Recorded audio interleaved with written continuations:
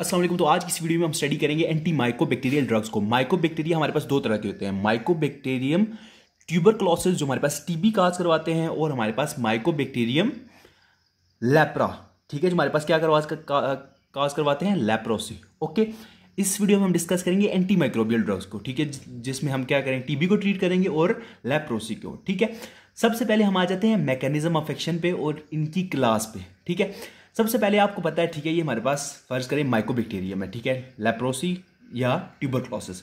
Okay, अब इसमें हमारे पास जो डीएनए है, डीएनए हमारे पास क्या बनाता है, मैसेंजर आरएनए। मैसेंजर आरएनए आगे से राइबोसोम्स के पास जाता है, राइबोसोम्स से क्या करते हैं, मैसेंजर आरएनए को ट्रांसलेट करते हैं, हमारे पास प्रोटीन सिंथेसिस होती है। ठीक है, अब अगर हम डीएनए ही ना बनने दें, ठीक है, तो मैसेंजर आरएनए नहीं बनेगा, मैसेंजर आरएनए नहीं बनेगा तो प्रोटीन ही बनेगी, प्रोटीन नहीं बनेगी तो सेल की डेथ हो जाएगी। ठीक है, आपको पता है। अब इन तीनों चीजों में या डीएनए ना बने, या मैसेंजर आरएनए ना बने, या प्रोटीन ना बने, तो उसके रिजल्ट में क्या होगी, सेल की डेथ।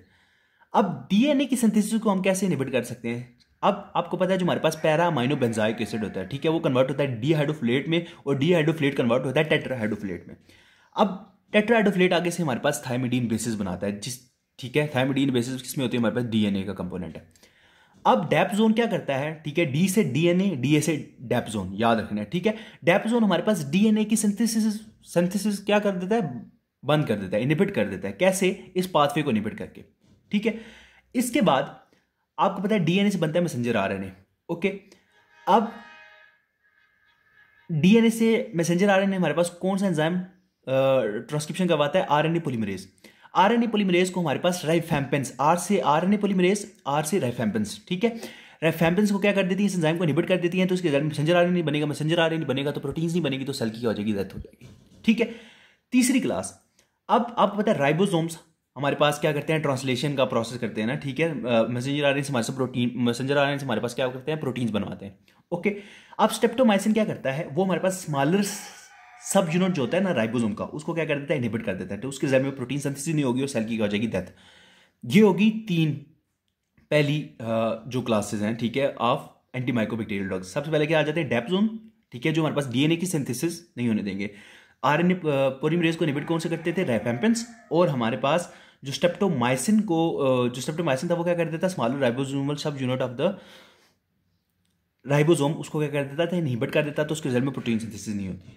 ओके, अब ये था रिलेटेड टू द प्रोटीन। ठीक है, अब पढ़ते हैं हम जो सेल वॉल को इंटरफेयर करते हैं, कौन कौन से एंटी माइकोबैक्टीरियल ड्रग्स। ओके, अब आपको पता है जो सेल वॉल होती है, ठीक है, क्या कहते हैं, एंटी माइकोबैक्टीरियल ड्रग की, वो किस किस से बनी होती है। सबसे अंदर हमारे पास होती है पेप्टिडोग्लाइकन लेयर, उसके बाहर हमारे पास होती है एराबिनोग्लाइकन की लेयर होती है, उसके बाद बाहर हमारे पास होती है माइकोलिक एसिड, और सबसे बाहर हमारे पास होती है ग्लाइकोलिपिड की लेयर।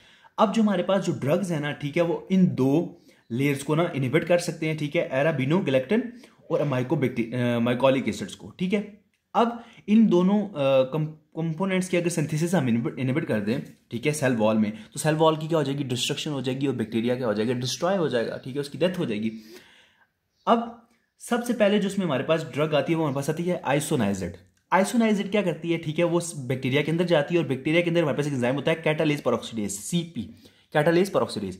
ये क्या करता है कि आइसोनाइजिड को उसकी एक्टिव फॉर्म में कन्वर्ट देता है, आइसोनाइजिड एक्टिव मेटाबोलाइट बन जाता है। ठीक है, अब इस जो एक्टिव फॉर्म ऑफ आइसोनाइजिड है ना, ठीक है, इसके साथ बाइंड करता है एनएडी, तो और ये हमारे पास क्या कर देगा, इनहिबिट कर देगा एंजाइम इनॉयल रिडक्टेज को। अब ये जो इनॉयल रिडक्टेज है ना, ये हमारे पास क्या करता है, ये हमारे पास जो माइकोलिक एसिड्स होता है ना, उसकी सिंथेसिस करवा रहा होता है। ठीक है, जो हमारे पास सेल वॉल बना रही होती है माइकोलिक एसिड्स, अब उसकी सिंथेसिस को क्या कर देगा, इनहिबिट कर देगा। कैसे, बाय इनहिबिटिंग द इनॉयल रिडक्टेज। तो ये इसका मैकेनिज्म ऑफ एक्शन था आइसोनाइजिड का। उसके बाद हम आ जाते हैं जी पायराजिनामाइड की तरफ। पायराजिनामाइड क्या करता है, ये हमारे पास फैटी एसिड सिंथेज एंजाइम होता है, उसको इनहिबिट करता है। आपको पता है जो माइकोलिक एसिड्स हैं बेसिकली फैटी एसिड्स हैं, ठीक है, माइकोलिक एसिड्स और फैटी एसिड्स। तो जब फैटी एसिड सिंथेज को इनहिबिट करेगा तो उसके रिजल्ट में माइकोलिक एसिड की सिंथेसिस इनहिबिट हो जाएगी, उसके रिजल्ट में सेल वॉल सही नहीं बनेगी, तो सेल क्या हो जाएगा, डिस्ट्रॉय हो जाएगा, उसकी डेथ हो जाएगी। ओके, उसके बाद जो लास्ट हमारे पास क्लास है वो हमारे पास है एथेम्ब्यूटोल। अब एथेम्ब्यूटोल हमारे पास क्या करता है, आपको पता है जो हमारे पास एराबिनोस और गैलेक्टोज होती है, ठीक है, इनको हमारे पास एक एंजाइम होता है एराबिनोसाइल ट्रांसफरेज, वो कन्वर्ट करता है एराबिनोग्लाइकन, और एराबिनोग्लाइकन हमारे पास क्या करता है, सेल वॉल का कंपोनेंट है, आपको पता है।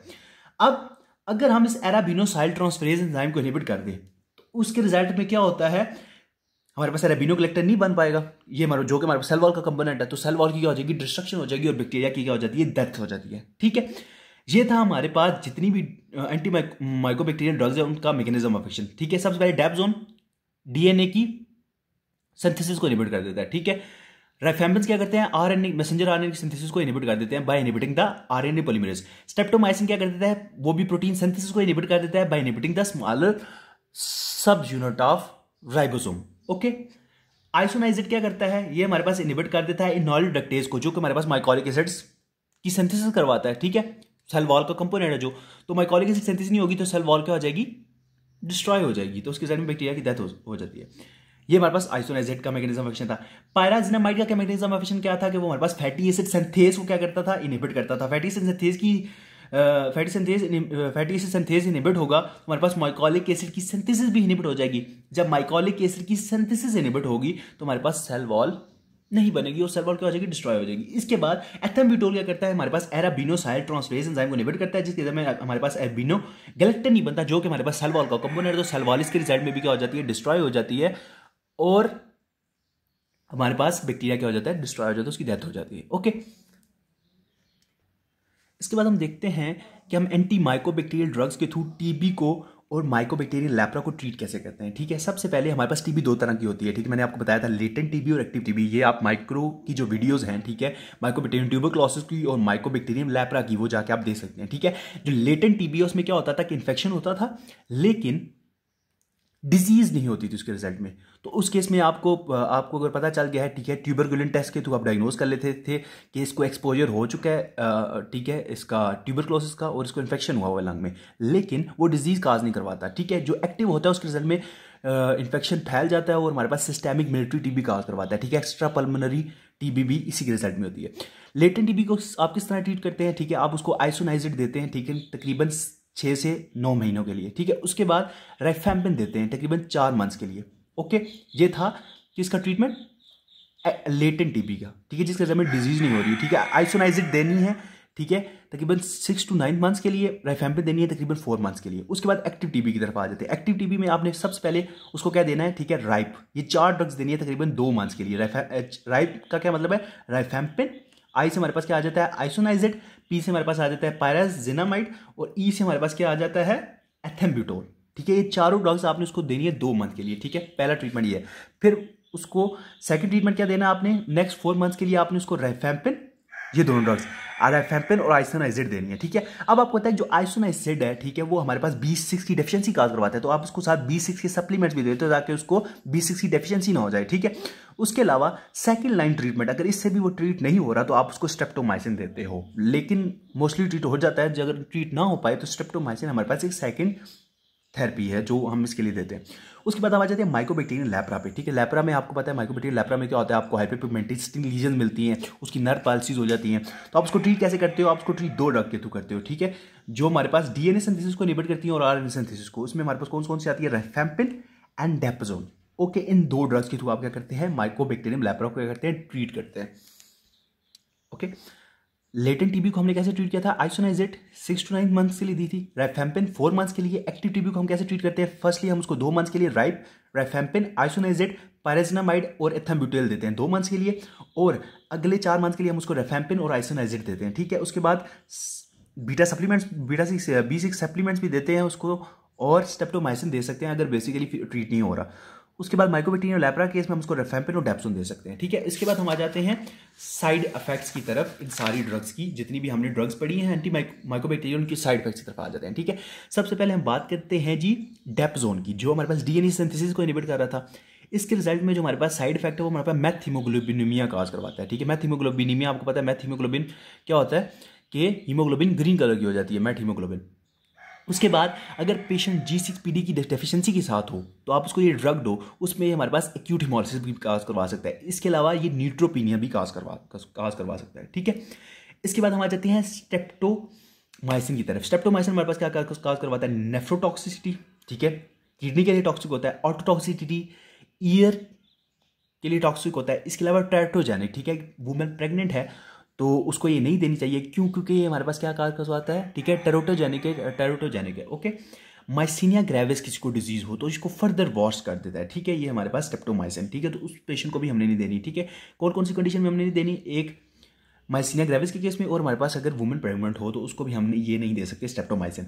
उसके बाद हम बात करते हैं राइफैम्पिन की, ठीक है। राइफैम्पिन की बात करें तो उसके रिजल्ट में राइफैम्पिन से याद रखना रेड ऑरेंज कलर का यूरिन मिलता है, ठीक है। उसके बाद राइफैम्पिन, आपने अगर जनरल फार्मा पढ़ी है तो आपने वहाँ पढ़ा होगा कि राइफैम्पिन हमारे पास क्या था, साइटोक्रोम सिस्टम जो होता है ना, साइटोक्रोम P450 सिस्टम, जो उसका इंड्यूसर होता है, जब उसको इंड्यूस करेगा तो उसके रिजल्ट में ड्रग का मेटाबॉलिज्म बढ़ जाएगा, तो जिसके रिजल्ट में ड्रग का जो इफेक्ट है ना, ओवरऑल इफेक्ट बॉडी पे वो कम हो जाएगा। तो ड्रग इफेक्ट को ये क्या कम कर, तो कोई भी अगर आपने किसी को ड्रग देनी हो तो उसके साथ आप राइफैम्पिन नहीं देनी चाहिए। क्यों? राइफैम्पिन उस ड्रग के इफेक्ट को क्या करवा देगा, कम करवा देगा। ओके, इसके बाद हमारे पास आ जाता है आइसोनाइजेड। आइसोनाइजेड आपको पता था ये हमारे पास माइकोलिक एसिड्स की सिंथेसिस को इनहिबिट कर रहा था, ठीक है।